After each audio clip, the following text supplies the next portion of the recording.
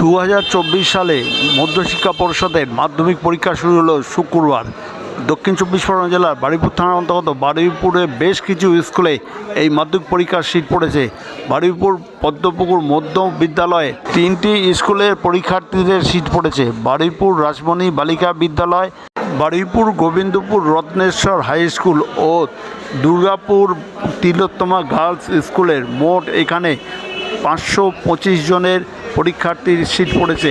শুক্রবার সকাল 8টা থেকেই ছাত্রীরা দলে দলে আসতে শুরু করে এবং তাদের অ্যাডমিট কার্ড দেখে লিস্ট দেখে তারা যে যার ঘরে প্রবেশ করতে আরম্ভ করে।